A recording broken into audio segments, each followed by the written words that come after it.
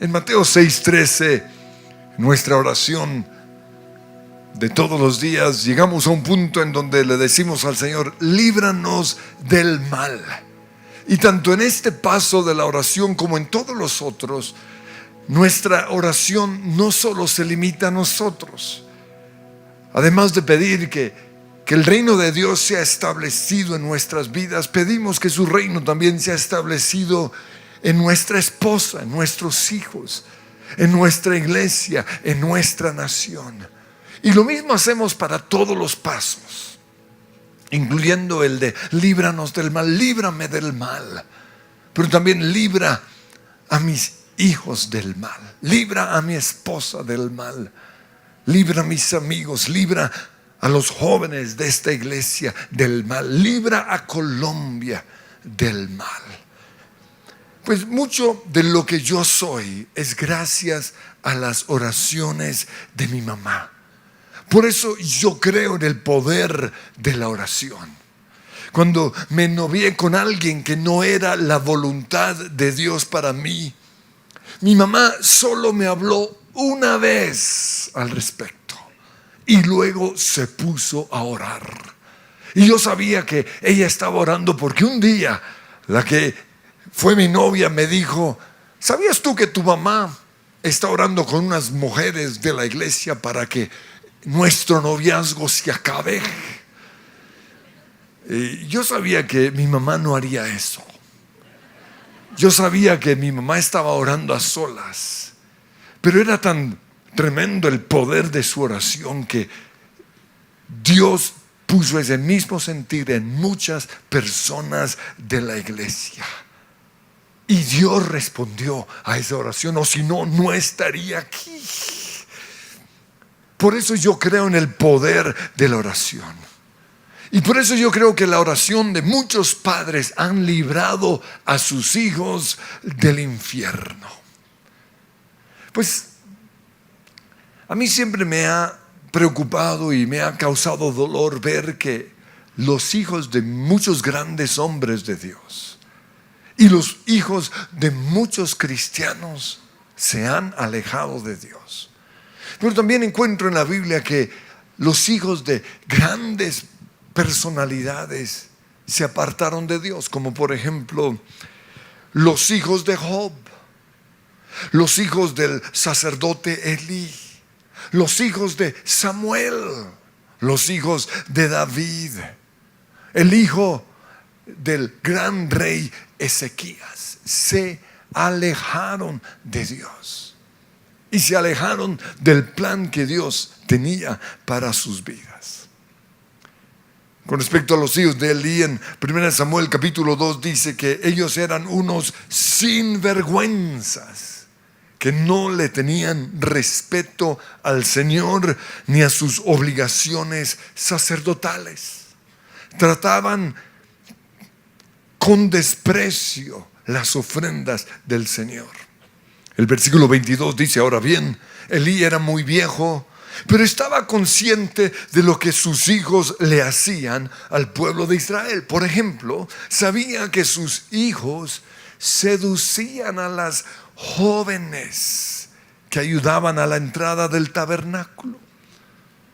Elí les dijo: he oído lo que la gente dice acerca de las cosas perversas que ustedes hacen. ¿Por qué siguen pecando?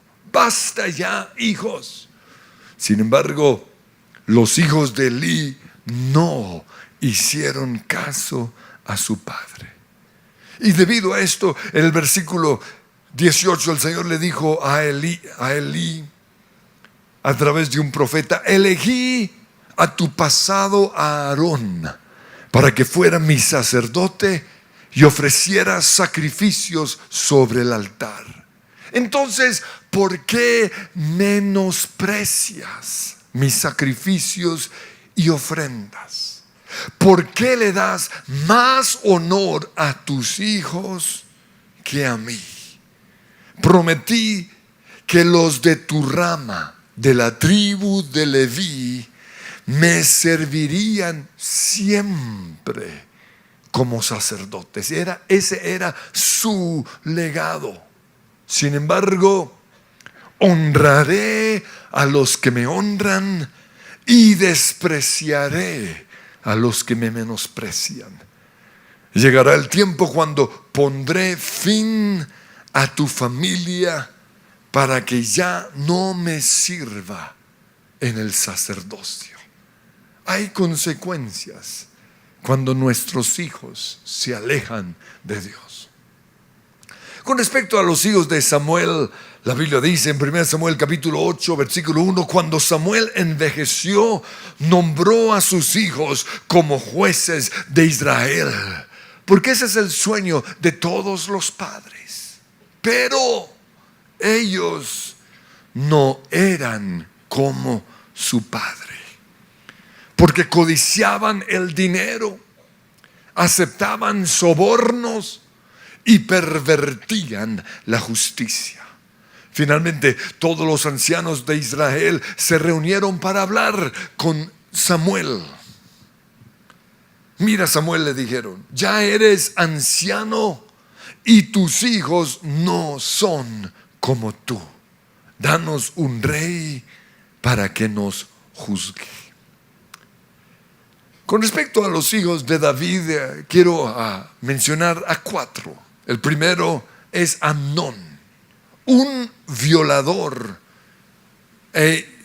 y un tipo incestuoso.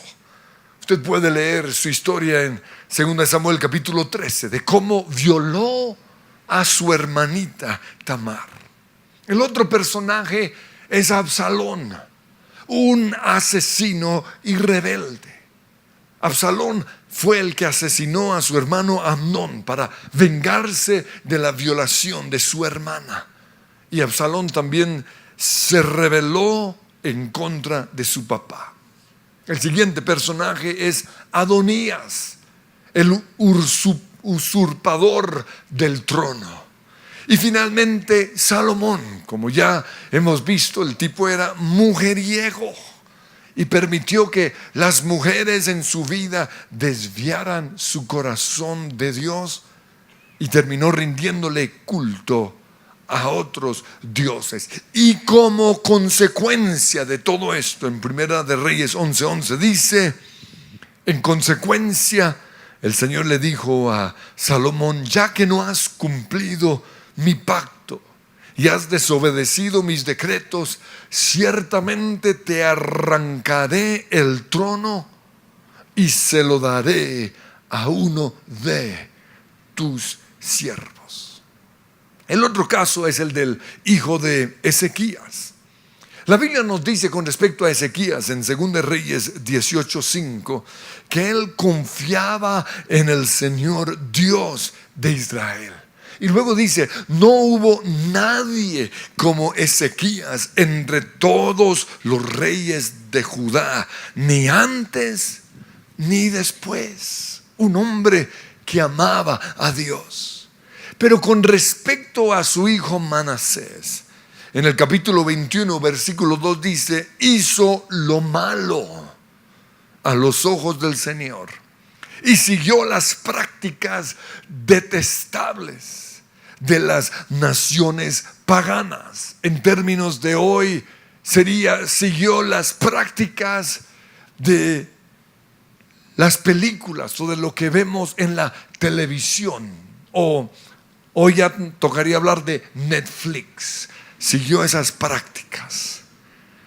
Versículo 3, reconstruyó los santuarios paganos que su padre Ezequías había destruido. Sacrificó a su propio hijo en el fuego. Hoy se hace este mismo culto al dios Moloch por medio del aborto. Es una forma en la cual Satanás logra que la gente sacrifique a sus hijos como un culto hacia él. Practicó la hechicería, la adivinación y consultó a los médiums y a los videntes.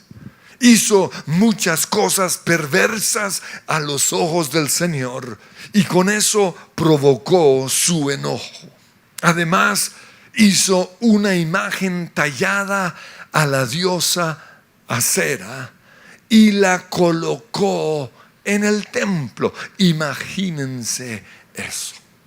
Entonces, cuando yo veo estas historias, siento tristeza en mi corazón.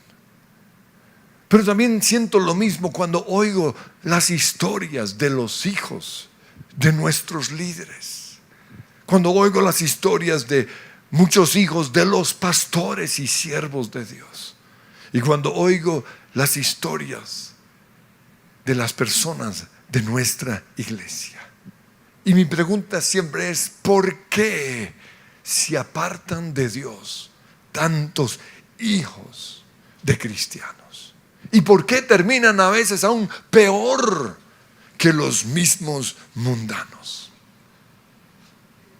Ahora, generalmente le hablamos a los papás, pero hoy quiero hablarle a los hijos. Y yo sé que quizás muchos no están acá, pero el Espíritu Santo los va a llevar a ver este video. Y yo espero que Dios les hable. Aunque nosotros los papás cometemos errores, la Biblia dice que cada persona de manera individual le va a tener que rendir cuentas a Dios por su propia vida. Y en ese día, el día del juicio, de nada les va a servir decir: pero es que mi papá. No. ¿Por qué? Porque cada uno es responsable de sus acciones. Y ese día Dios les va a decir: pero tú, ¿por qué endureciste tu corazón? En 2 Corintios capítulo 5 versículo 10 dice: pues todos tendremos que estar delante de Cristo para ser juzgados. Y cada uno de nosotros recibirá lo que merezca por lo bueno o lo malo que haya hecho mientras estaba en este cuerpo terrenal.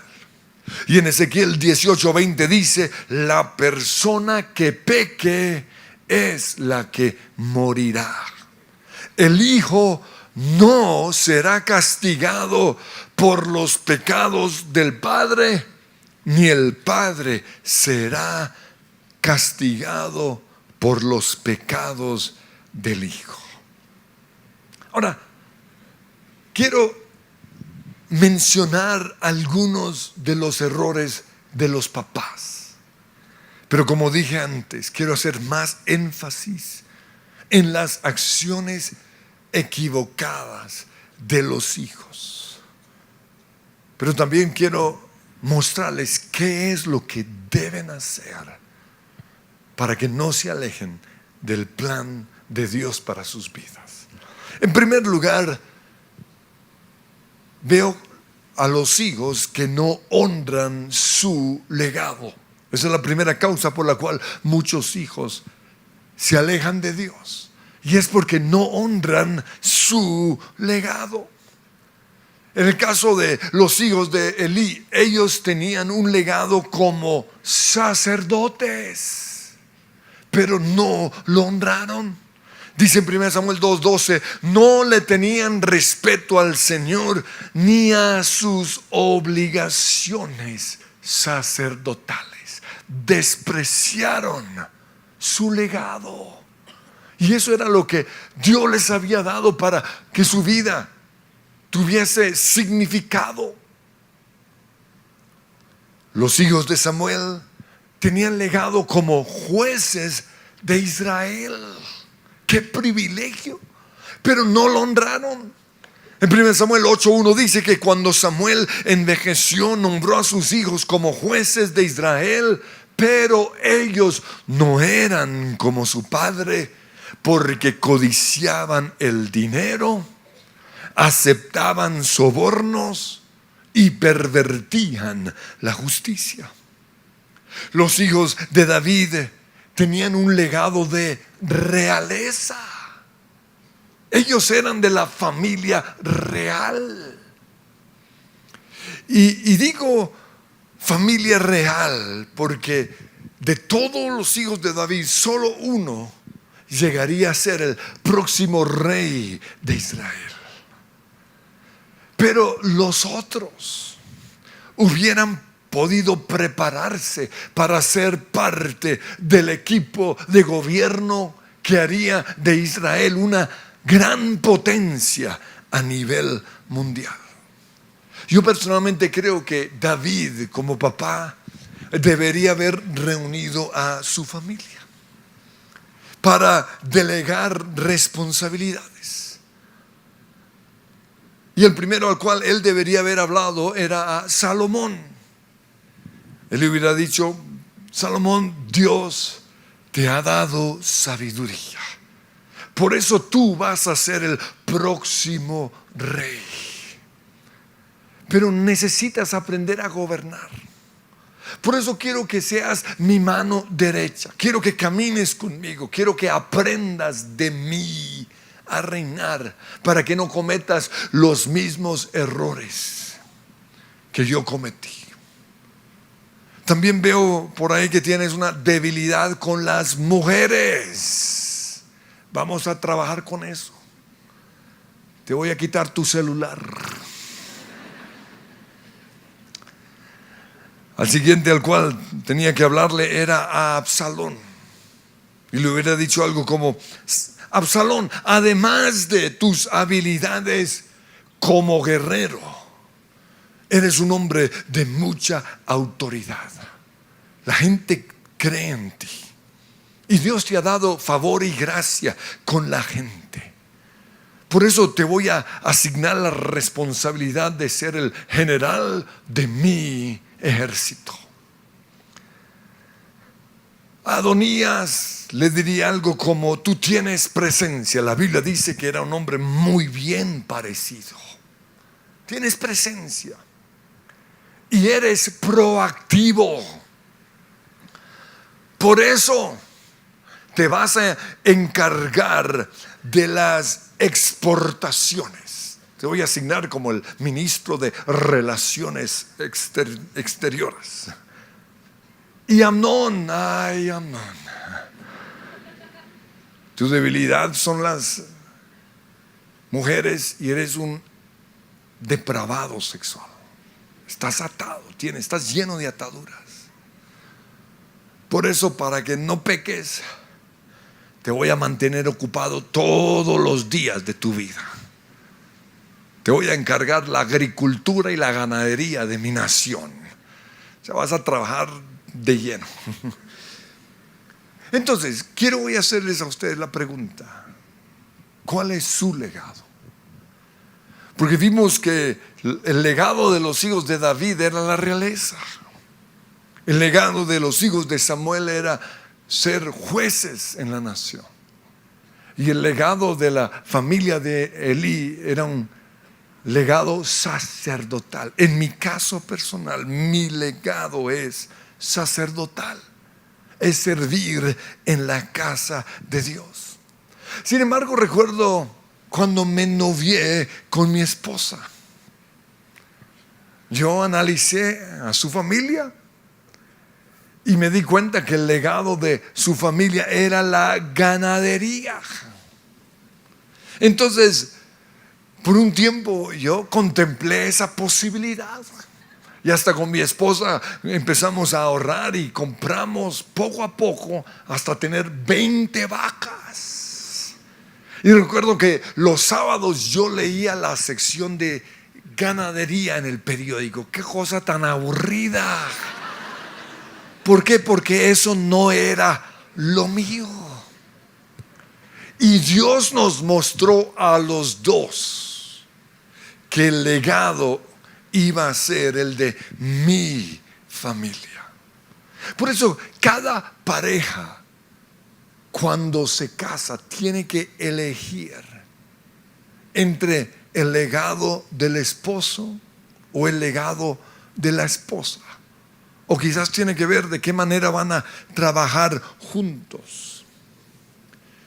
Mi hija estuvo durante un año en Australia, terminando su carrera y luego siendo parte de una iglesia allí, porque a veces los hijos de los pastores necesitan tastas de otros pastores.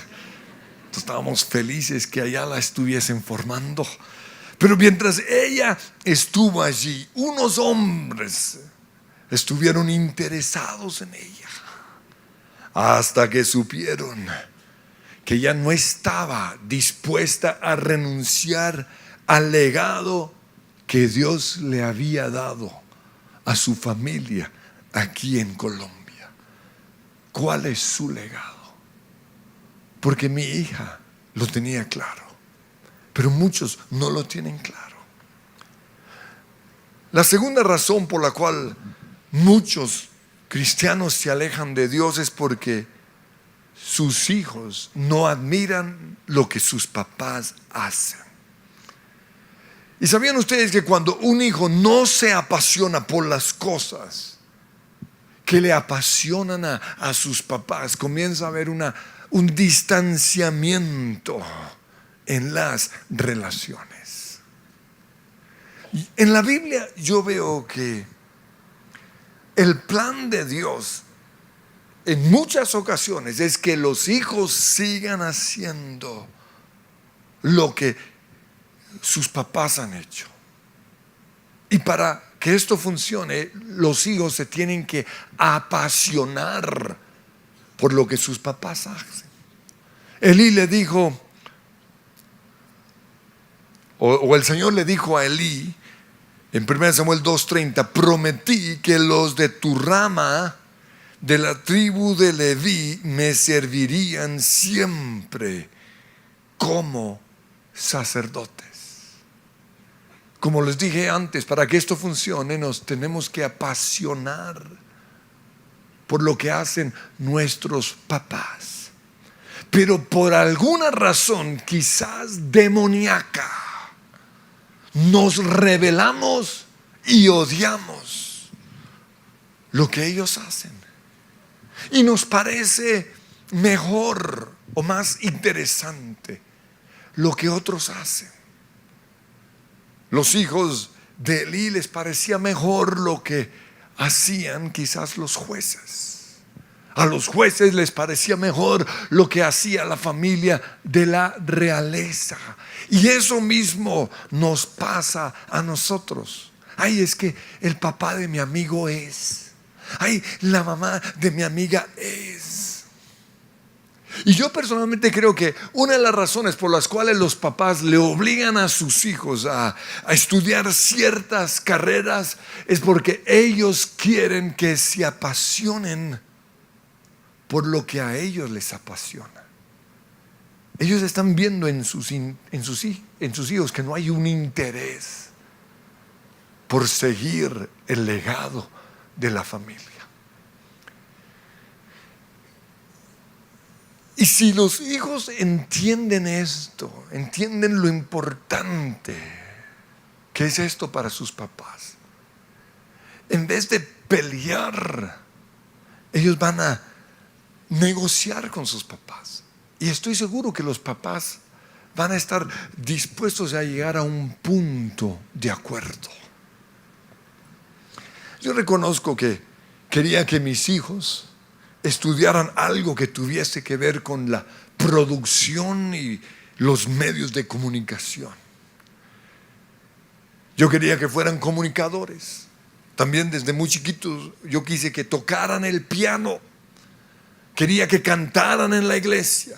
Quería que aprendieran inglés, que estudiaran Biblia. ¿Por qué? Porque mi pasión es servir en la casa de Dios. Y yo siempre quise que mis hijos se apasionaran por lo mismo. Sin embargo, recuerdo que cuando era niño, yo también mostré desinterés en las cosas que hacían mis papás, como ay, qué pereza.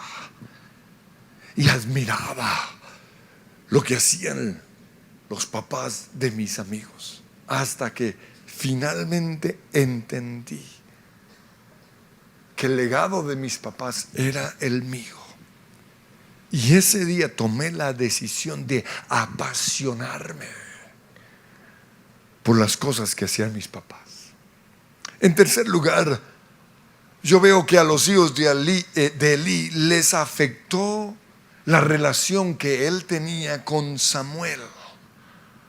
Porque desde que Samuel llegó a su casa, desde que Samuel llegó al templo, Elí lo trató como si fuera un hijo. Le dedicó tiempo, lo formó. Y ustedes pueden leer en la Biblia que el trabajo que Elí hizo con Samuel funcionó. Porque Samuel llegó a ser el último juez en la Biblia, pero también el primer profeta en la Biblia. Eso me muestra que Elí no era tan malo. Eso me muestra que el problema no necesariamente era el papá. El problema fueron los hijos de Elí. También es probable que Samuel se haya convertido en el amigo de Elí, porque tenía las mismas pasiones. Los dos eran apasionados por Dios y por el templo. La Biblia nos muestra que Samuel fue el hijo milagroso de Ana. Ana era una mujer estéril y ella le pidió al Señor: dame un hijo, si tú me das un hijo, yo te lo dedicaré totalmente a ti. Y Dios le respondió su oración. Por eso no sabemos exactamente cuántos años tenía, quizás 3, 5, 7 años, pero desde su tierna edad, Elí fue llevado al templo. Y dice la Biblia que él llegó a ser el ayudante del sacerdote Elí. A nosotros como hijos nos cuesta mucho ver a nuestros papás amando, cuidando, formando y siendo especiales con ciertas personas, porque en nuestra carne nosotros queremos ser los únicos en la vida de nuestros papás. Somos egoístas, y esta quizás es la razón principal por la cual muchos de nuestros hijos se están rebelando en contra de Dios y en contra de la iglesia, porque los ven a ustedes o ven a los líderes de esta iglesia dándole tiempo a sus ovejitas, cuidándolas, amándolas, llorando por ellas, orando por ellas. Pero contrario a lo que muchos creen, esto no es malo. Esta es la voluntad de Dios. Aquí no tienen que cambiar los papás, aquí los que tienen que cambiar son los hijos. Recuerdo que cuando yo era niño, mis papás también fueron especiales con ciertas personas, y a nosotros como hijos nos daba rabia. Y recuerdo que una de esas personas llegó a ser la mano derecha de mi mamá en Berea. Lo ayudaba o la ayudaba en todo, en la planeación, en la administración, en la producción de los materiales, en la publicidad. Fue un enviado del cielo. Y no estoy hablando de Pelufo, por si acaso me está oyendo aquí, porque él a veces se cree el hijo de mi mamá. No, güey, José, olvídalo. Mi mamá encontró en esa persona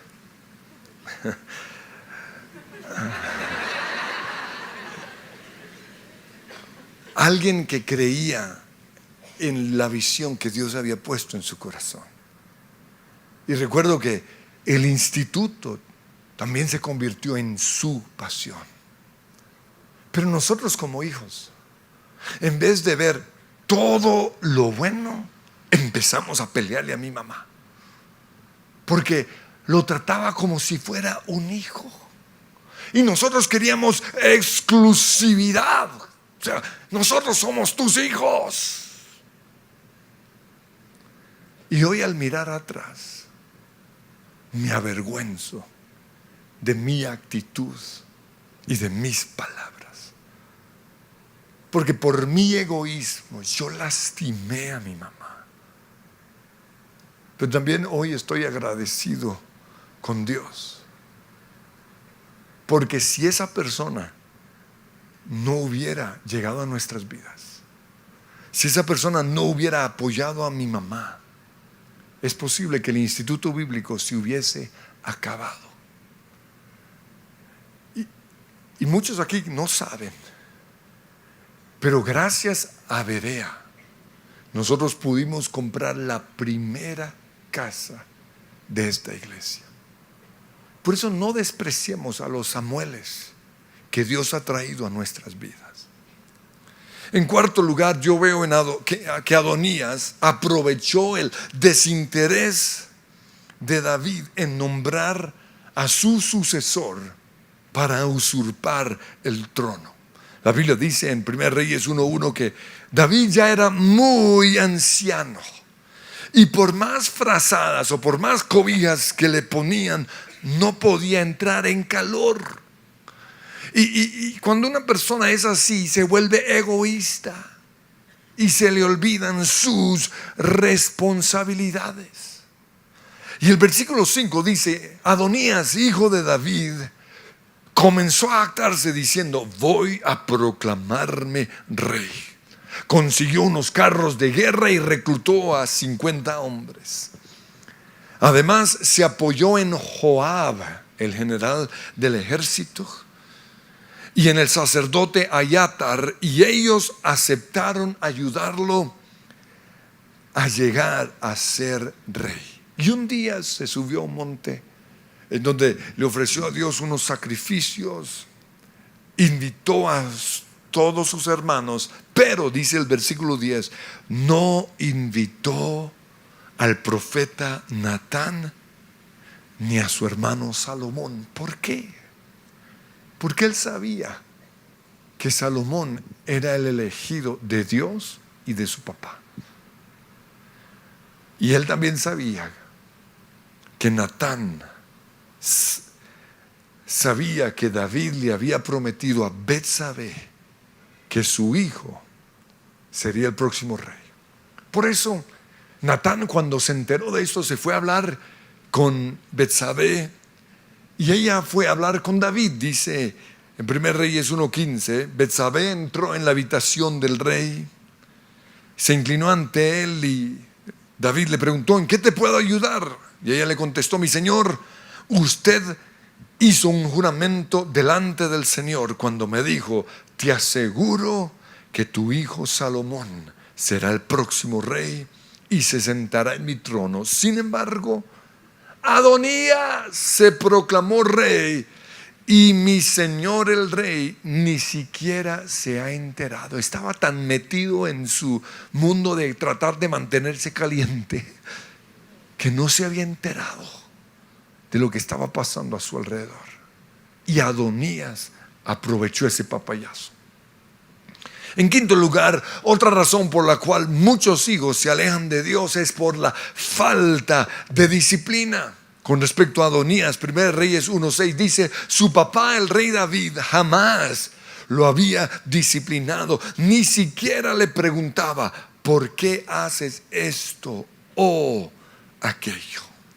Pero como no estoy confrontando a los papás, sino a los hijos, la pregunta es esta: ¿por qué sus papás dejaron de disciplinarlos? Porque en muchas ocasiones el problema no son los papás, sino los hijos. Cuando nosotros como papás disciplinamos a nuestros hijos y ellos no nos hacen caso, nos cansamos y dejamos: allá, haz lo que quieras, ya. Y esto fue lo que pasó con Elí. La Biblia dice que Dios le iba a quitar el reinado, o le iba a quitar el sacerdocio de la familia de Elí, porque Elí no disciplinó a sus hijos. Pero yo encuentro unos versículos antes que él sí los había disciplinado. Lo que pasa es que ellos no le hicieron caso. Y cuando esto sucede, uno se lava las manos. Por eso a mí me preocupa cuando algunos dicen, a mí, mi papá me deja hacer lo que yo quiero. Mi papá a mí no me disciplina. Mi papá a mí no me está formando.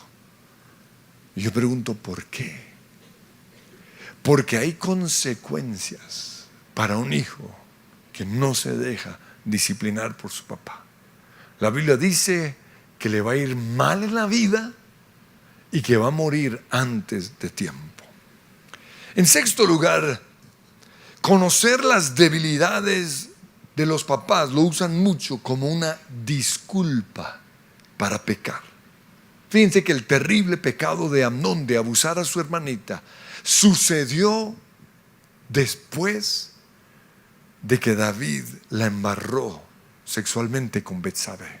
Él usó el pecado de su papá como una disculpa para pecar. Finalmente, nadie es profeta en su casa. Eso lo dijo Jesús cuando estuvo en Nazaret. ¿Por qué? Porque en Nazaret a él lo rechazaron. Él no pudo hacer milagros allí. ¿Por qué? Porque todos lo conocían desde que era chiquito y por eso lo despreciaron. Conocían su humanidad. Y si había alguien que vivía lo que predicaba, era Jesús. Pero aún así lo rechazaron. Y esto sucede en muchos hogares. Como nuestros hijos conocen nuestra humanidad. Nuestros hijos nos han visto cansados, enfermos, quizás desanimados. Nos han visto enojados, quizás nos han oído quejándonos. Nos han visto ahí echados viendo televisión. Nos han visto comer como marranos. Por eso a veces se pierde la admiración, la honra y el respeto. Por eso, hijos, que ustedes conozcan la humanidad de sus papás no los puede llevar a no respetarlos y a no honrarlos.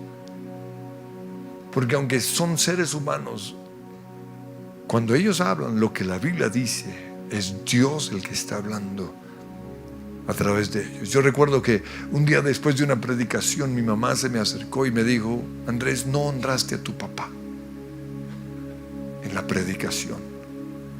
Y lo que pasa es que cuando yo predico, como soy tan transparente, a veces lo cuento todo. Y a partir de ese día, yo me aseguré de tratar siempre de honrar a mi papá.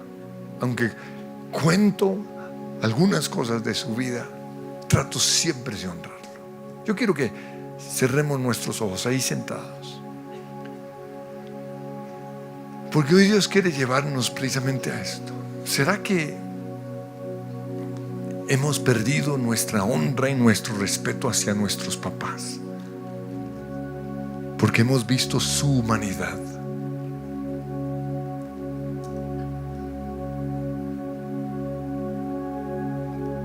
¿Será que no los obedecemos ya? ¿Será que usamos sus debilidades como una excusa para pecar? ¿Será que el hecho de que ellos le dediquen tiempo a Dios, a la iglesia, a sus ovejitas, nos ha llenado de celos?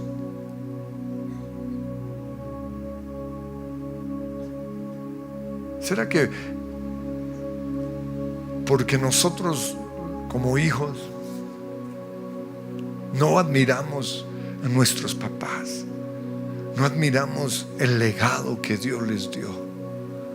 ¿Será que eso nos ha distanciado poco a poco de ellos? Y quizás por eso ya no somos sus amigos. Y ellos lo sienten. Y quizás otros han llegado a tomar ese lugar. Señor, yo te pido que hoy tú nos hables, porque mi oración es: líbrame del mal. Pero también tú sabes que el clamor de mi corazón es: libra a mis hijos del mal. Libra a los jóvenes, a los adolescentes de esta iglesia del mal.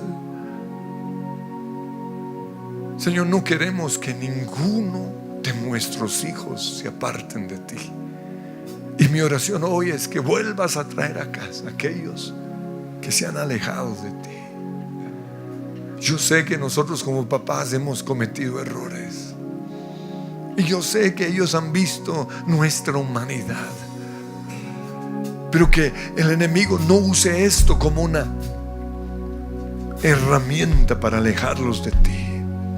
Tráelos una vez más a la casa del Padre. Espíritu Santo, tú sabes que allí en ese barrial se encuentra el hijo pródigo. Yo te pido que allí tú le hables, que tú les muestres que no hay mejor lugar que la casa del Padre, que sus papás son seres humanos, que tienen debilidades, que tienen una humanidad,